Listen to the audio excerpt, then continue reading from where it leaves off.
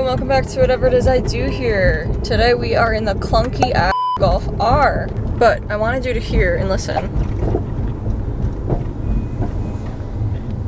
Hear that clunking? So there's a few things going on with the R. I just wanted to get the clunking on camera, and I'm gonna explain that once I park. Okay, so I just ordered the wrong thing, and I'm really pissed, but whatever. I haven't gone to Caribou Coffee in forever, so I'm really excited. I hope this isn't too sweet, though. What is this? Wow. Why did I get a f***ing small? Oh, there's gotta be crack. So here's me venting about my car. So we left off, you heard the rattle noise. My locking ring on my rear air shock is, for some reason, coming loose. No matter how many times I try to tighten it, and then I message my buddy and he's like, take a pry bar, like a shorter pry bar, and then take a hammer and whack it instead of using the wrench. I'm like, okay. And it kind of f***ed up the metal, because it's like, I'm pretty positive it's aluminum, and I don't want it to manipulate it to the point where it's fucked and it's not going to be able to spin up and down. I have done this 2 to 3 times now, and it still just keeps coming loose. Like, the longest time it lasted was like a week and a half, and then it just keeps doing that. So I just like having my shit nice, and when it's not nice, I get very agitated, and my life just doesn't feel complete. There's that. And then the front end just feels like, and I have to just check over everything with my air ride. And you should. Having air ride, you should do like, not even an annual inspection, but like every couple months in my opinion. I just feel like there's something loose up here. I used to love this car because effortlessly at 80 to 100 miles an hour, it feels like you're just floating and you're not even going that fast. My aftermarket wheels, I have hub-centric rings, but it vibrates like my wheels are imbalanced, which I had recently posted on my Instagram, if you follow that, a video, and I was balancing my wheels. I found out that one of them is bent.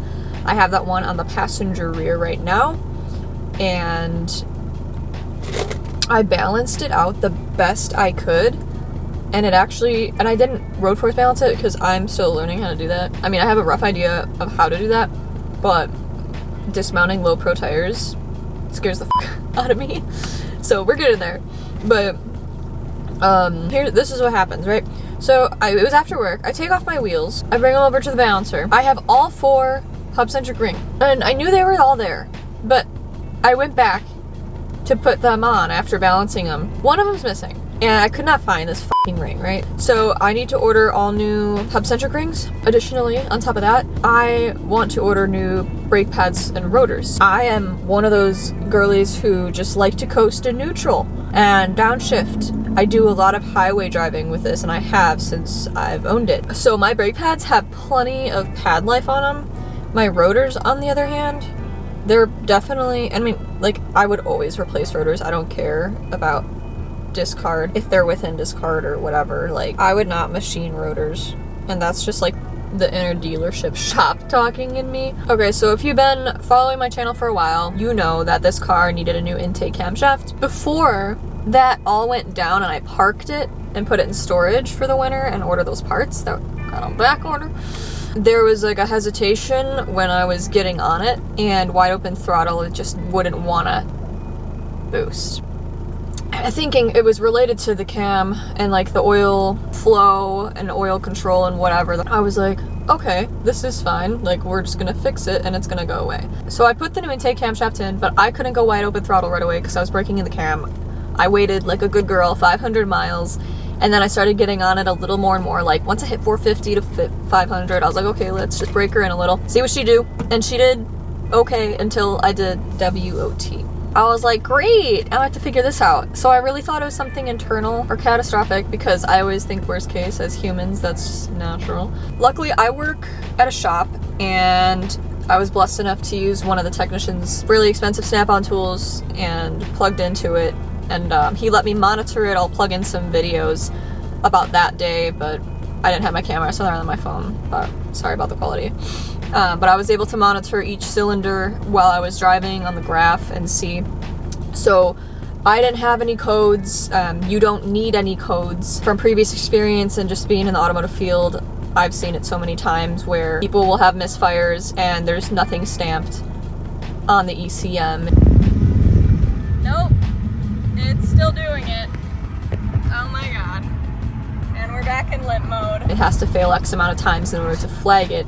So I was purposefully getting on it, trying to get this to act up so I can do screenshots on the, or like freeze frames on the monitor. And I was trying to do this within my lunch hour too, so I only had an hour to work with, which I made that work surprisingly. Misfire cylinder 1 was the main concern. So I swapped spark plugs and then coil from cylinder 1 to cylinder 4. Spark plugs were fine.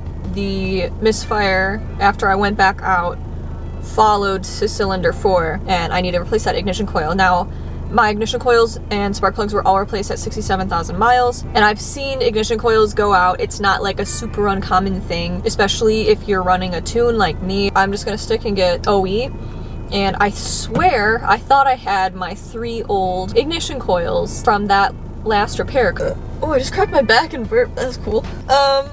It's so dark. Why is that so dark? This video's gonna be asshole. I'm like leaning over, my sciatica's not having it, so I hope you guys are enjoying this video. Risking my sciatica. So I looked in my garage, and I was actually starting to make a video in my garage, and I could not find a fucking coil. So I have to go to VW and order one, or probably just pick one up. I'm sure they have them in stock. So those are some things that need to be addressed with the Golf R. I'm being a big baby about it, because I'm like, I just want to fucking trade this car in and blah, blah, blah. Like, I understand I'm approaching 100,000 miles. Things are going to go south. Things are going to need to be replaced. And especially, I have aftermarket suspension. I have aftermarket wheels. I get, you got to pay to play. I'm just like, I think it was just the fact that I have been waiting and it's been in storage, and I finally did this major repair, and now I still have things to address after the fact. Like, it didn't solve all my issues. So that's, yeah. I think I'm gonna get metal hub-centric rings. I also want to do brakes. I probably am just gonna go with OE pads and rotors. To me, it's not worth doing a big brake kit on this car with what I'm going to turn it into. Like, this car is, I've mentioned it before, I want to get to 500. I don't want to crack open internals or anything on this block, but in the community, forums, people have talked to at car shows, the EA 888 Gen 3s can handle 500 wheel horsepower. Mom. Hello. Hi. Okay, bye, I love you. Love you, bye.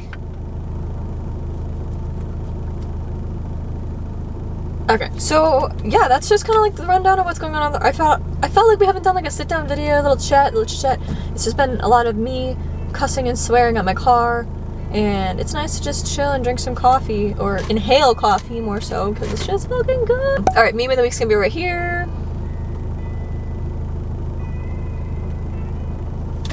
The sun is ruining everything, but thank you so much for watching. Bye.